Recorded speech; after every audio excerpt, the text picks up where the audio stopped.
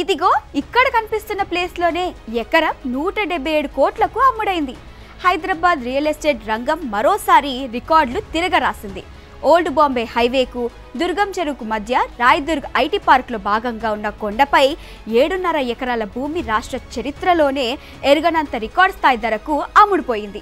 TGIIC నిర్వహించిన వేలంలో ఈ భూమి ఏకంగా ఎకరం 177 కోట్లు పలికింది. ఇది తెలంగాణ స్థిరాస్తి రంగ చరిత్రలోనే సరికొత్త రికార్డ్.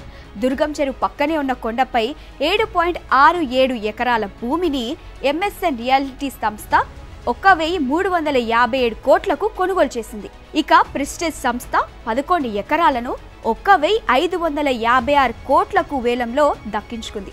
ఈ రేటు చూస్తుంటే ఆ డబ్బుతో 1.5 టన్నుల బంగారంతో సమానం. 2017లో ఇదే రాయదుర్గం ప్రాంతంలో ఎకరానికి 42.59 కోట్లకు పలకగా 8 ఏళ్లలో 4 రేట్లు పెరిగింది.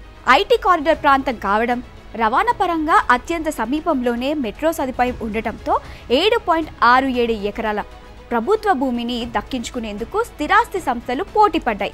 రాష్ట్రంలోనే కాదు, దేశ రియల్ ఎస్టేట్ రంగంలోనే ఇదో కొత్త మైలురాయి అని రియల్ ఎస్టేట్ రంగం నిపుణులు పేర్కొంటున్నారు.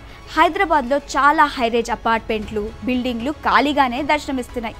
చాలా ప్రాంతంలో కమర్షియల్ స్పేస్లు, టూలెట్ బోర్డులు పెడుతున్నాయి. ఇలాంటి సమయంలో నిజంగానే హైదరాబాద్లో ఎకరం 177 కోట్లు పలికే అవకాశం ఉందా అని పలువురు రియల్ ఎస్టేట్ నిపుణులు ప్రశ్నిస్తున్నారు. హైదరాబాద్లో భూముల ధరలు అమాంతం పెరిగిపోతుంటే తాము భూములను కొనుగోలు చేయగలమా అని సామాన్యులు భయపడుతున్నారు.